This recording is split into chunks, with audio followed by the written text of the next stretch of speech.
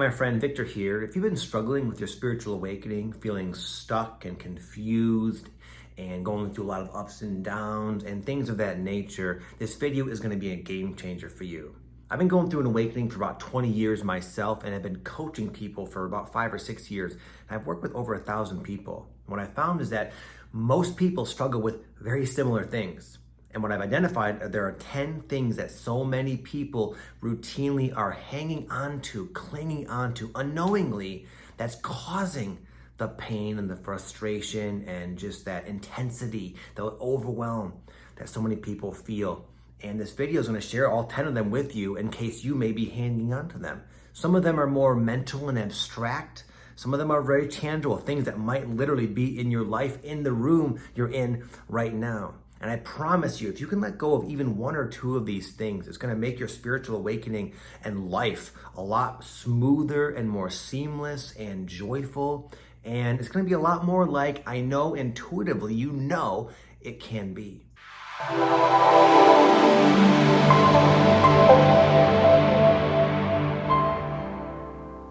So the first thing you should let go of is what are sometimes known as the crabs.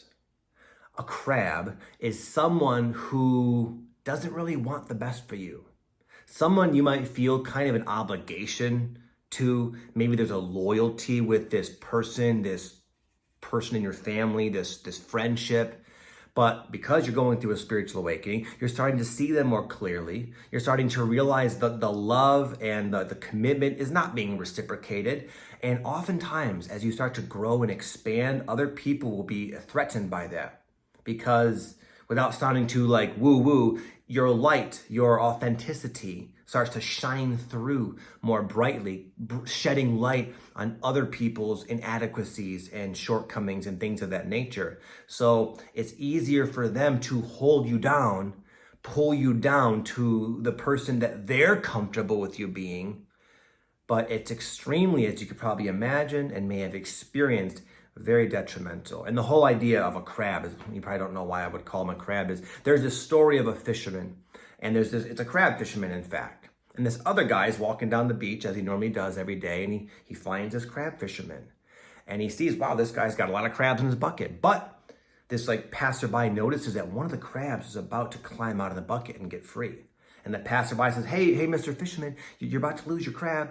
And the fisherman kind of looked at him with this look of I don't think so, buddy. He says, watch and see what happens. Sure enough, right before the crab's about to escape, all the other crabs pull him back down. Let go of the crabs.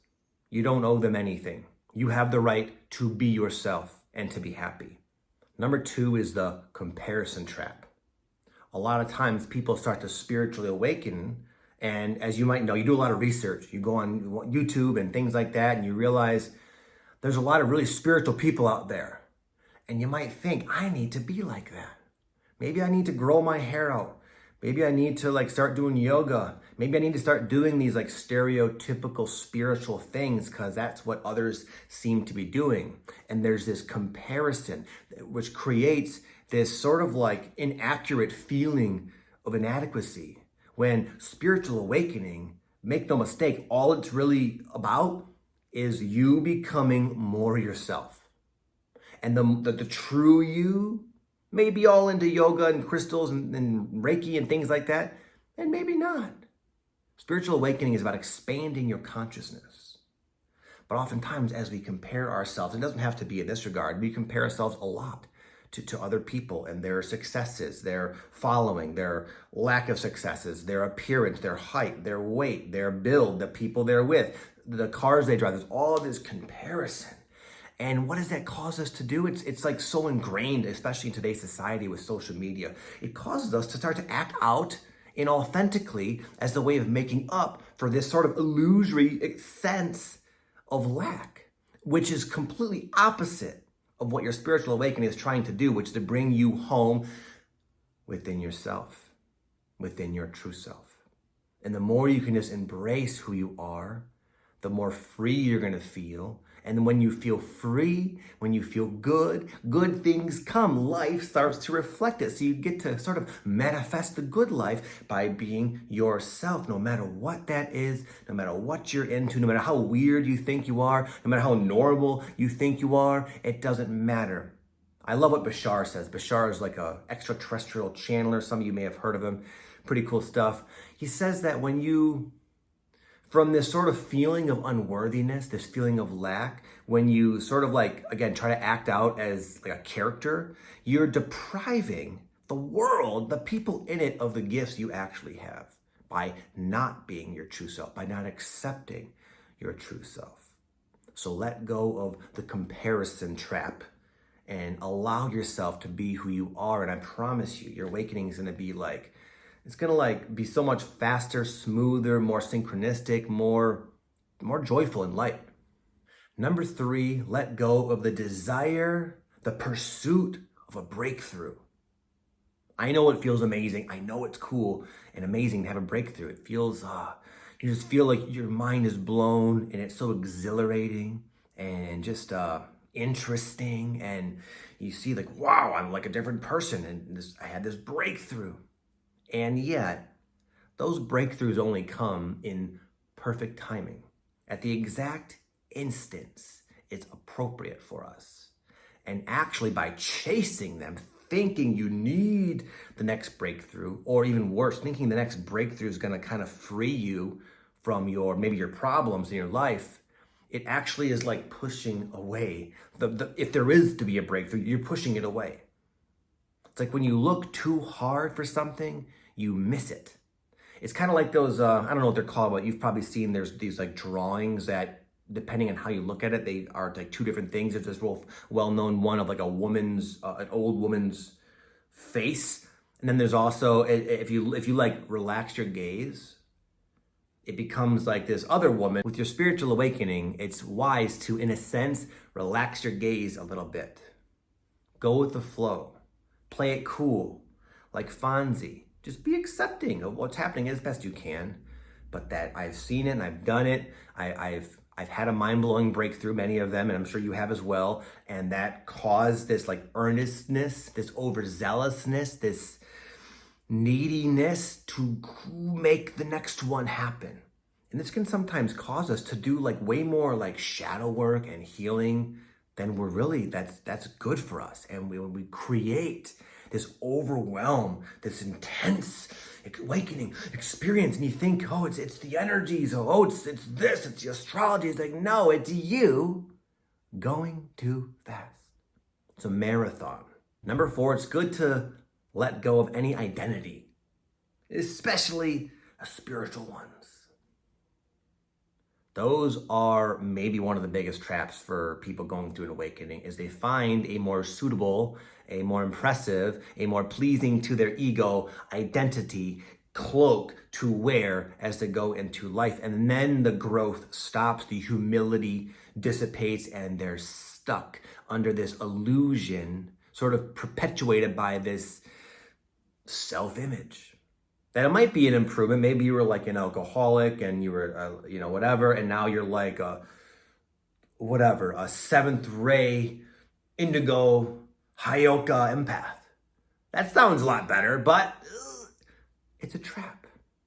A spiritual awakening is a stripping away of all that is not you to get to the core, which is not able to be labeled.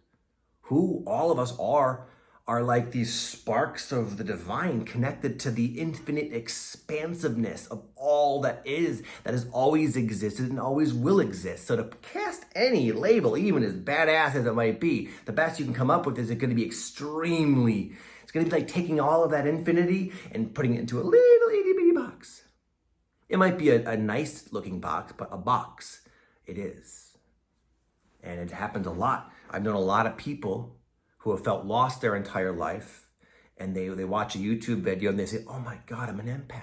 And maybe in some ways you are, I'm not saying that, but when it becomes this identity, the growth stops and it just stops. So if you want to keep going, Know there's more. There's more on the other side of that identity. And it might be comfortable and give you a sense of security temporarily, and that's okay as well. That's okay as well. But also be willing as the time comes, which I predict it will for all of you, to also let that go. Number 5, let go of your outdated definitions of abundance. Society, especially here in America, teaches you to associate and reduce the idea of abundance to money, numbers in your bank account, material accumulation, wealth.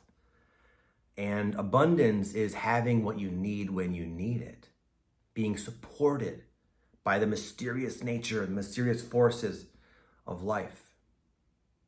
There was one time when I was living in a not so nice apartment in a not so nice part of town. It was like one of those month-to-month, pre-furnished. It reeked of like cigarette smoke from the previous owners.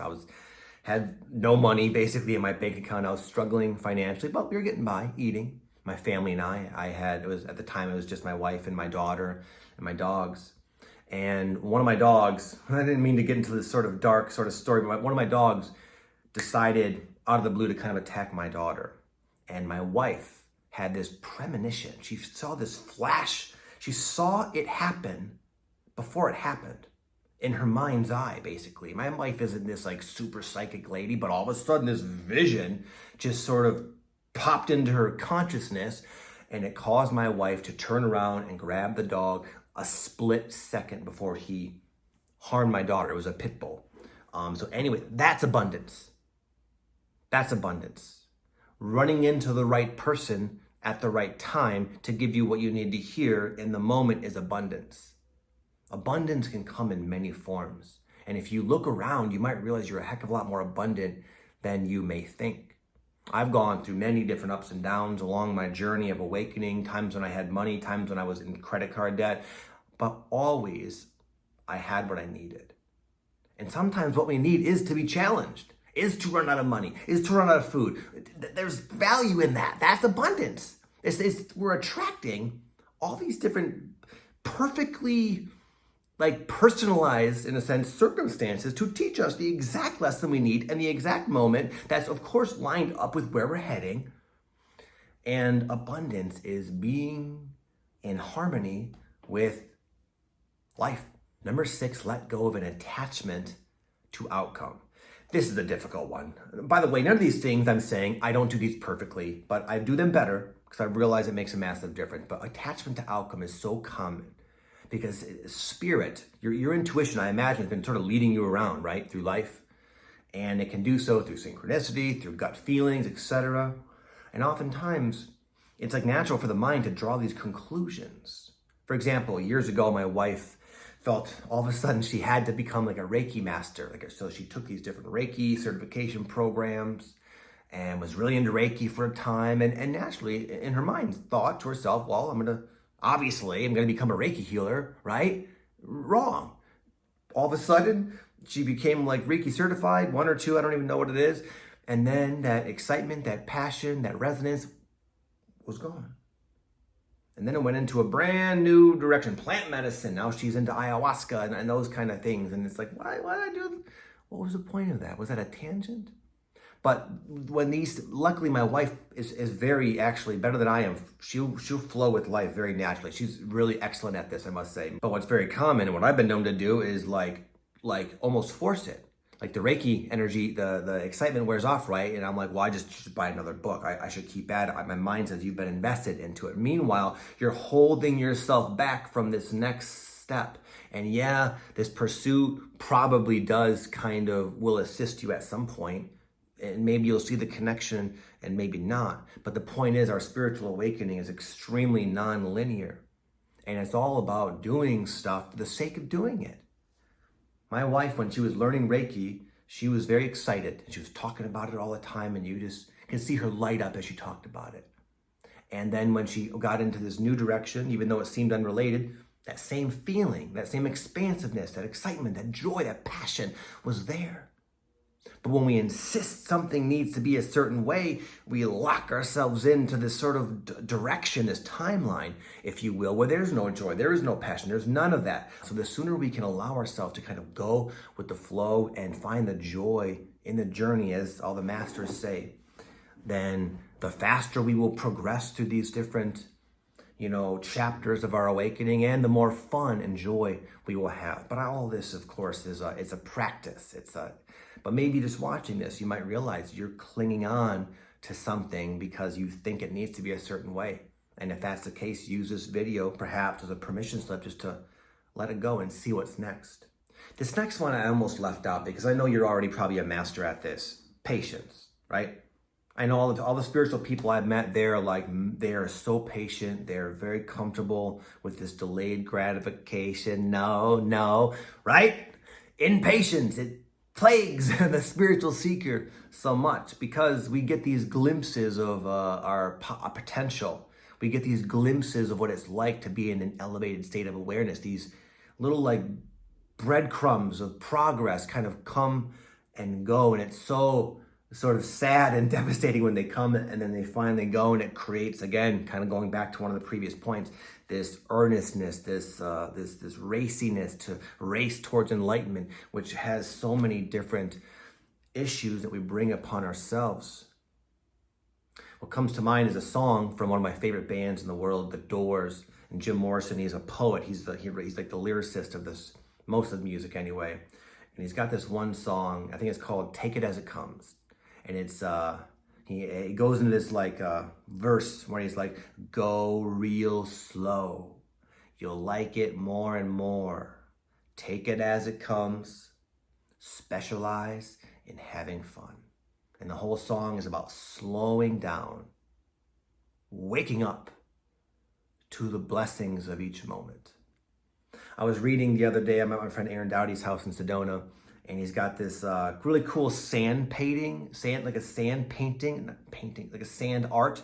Basically, it's the Navajos, and many other Indian tribes do it as well, but they create these beautiful pieces with particles of, it's not really sand, it's more like parts of, it's like ground up plants and bits of the earth and things like that. But anyway, just reading this book, the amount of mindfulness and detail and intention that goes into creating this sand art, it's absolutely mind-blowing to me. And they would actually use these to heal people because there's such a sincere, consistent, persistent prayer and intention. Every little speck of earth, it means something. They bless it, they say prayers, and they give thanks. And it's all they're doing is taking chunks of earth and throwing it on a piece of freaking cardboard or something. And then at the end of the day, what they do? They sweep it away, and then they say another prayer. But anyway, it really went to show me how much work I have to do in this area.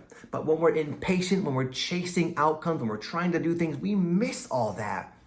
That a lot of the Native Americans, they knew that the secret to life is really in the mundane, the simplicity, and really being present and grateful and awake to just the mind-blowingly beautiful, divine nature of every single passing moment.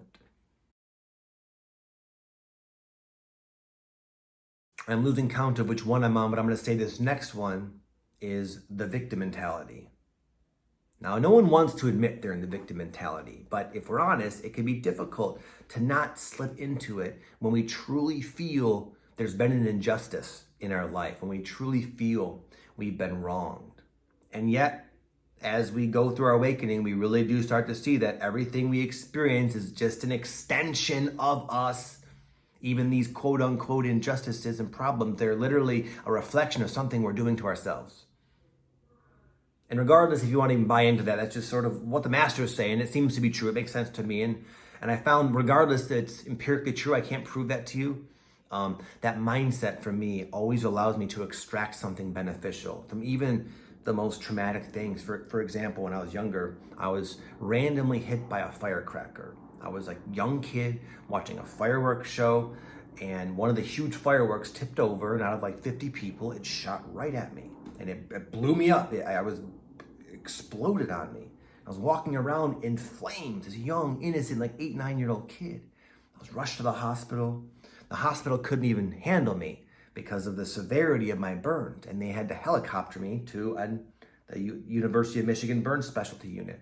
And not only that, after weeks of pain, after a painful, long hospital stay, the emotional scars are what really hurt. The insecurities, the feeling of being ugly and disfigured and things like that. It haunted me all through grade school. And like, I could easily complain about that and say that was complete bullshit. I wasn't doing it. I didn't do anything wrong. I was sitting there. That may be true. Probably some kind of karmic thing, honestly, if I had to speculate. But regardless, if that never happened to me, you would not know me. You would not see me on this video. I would not be the person I was today, because that led me down a particular path that gave me unspeakable blessings. It taught me these very unique lessons that given me the ability to help people in sort of a particular way that fills me every day with joy and excitement and passion and appreciation. And thank God I was blasted by that firework. But if I was to continue to be stooped in this sort of like complaining, they did this to me, yada, yada, I'd walk through life bitter, cold, hardened, oblivious to all the blessings that sprang from that trauma. I think this may only be 9. I apologize. This is the last one though, and maybe the most important one. And I've said that about several of them, I realize, but I mean it with this one. Let go of self-judgment. My friend Drew, he's a owner of this really successful supplement company. And I was at his house in Sedona a few years back, and he had this amazing painting that I was always fond of. It's of this beautiful jungle goddess with like an eagle and a jaguar, and it's just like one of the most, you all would dig it, I promise. I know most of you would totally dig it. It's gorgeous. I have like the replica at my house. He has the original. And anyway, I've seen it before in his previous house, but I was at his new house. He had just moved and all the stuff was everywhere. There's movers going left and right. And I noticed I happened to be standing by this beautiful painting. And I noticed during the move, this gorgeous painting, which probably is a good like 4 feet wide, 6, 7 feet long, this huge painting, had a little itty bitty blemish, a little speckle, a little smudge of like dust or dirt or something. Now, if you were to hang that painting on the wall, even if you left that little smudge there, I guarantee none of you would even notice it. You would be taken back by the beauty of this painting. But what do we do with ourselves? Us human beings, with our ego, with our mind, we zero in on our own blemishes. And we start to identify with just them, also oblivious to the fact that we are like that painting. We are all beautiful. We are all unique. We are all special. We all have something to offer. We are all an extension of the one, if you will. We all are worthy of love and abundance and everything, all the good things in life we're capable of creating, we're worthy of, and more. And this sort of self-judgment is like going through life with these heavy rocks on our back, just weighing us down. And the irony is, it's like Carol Ann, I shouldn't have said her name. One of my clients back in the day who came to mind when I talked about walking around with the weights. All she had to do was just put the weight down. Feel a lot better if you stop holding yourself down with judgment, which is this invisible yet powerful force that only we have control over. And I promise you, and I was guilty of this myself for a long time, and I'm still do it sometimes, but I'm a lot better. The more you can support yourself along your journey, the more you could encourage yourself, the more you celebrate your victories and be proud of yourself. This ain't no joke. This is not easy. You wouldn't be needing videos like this if this was some easy task. To spiritually awaken is hard. There are many, many times that you are brought to your knees at the brink of just giving up, but you haven't given up. You wouldn't be watching a video if you had actually given up, because there's a part of you that's just keeping going no matter what, regardless of the obstacle, the challenge that life throws at you or you attract to yourself, wherever you want to look at it. You have risen to every single moment of your life, and here you stand. You should be proud of yourself, but only you can do that.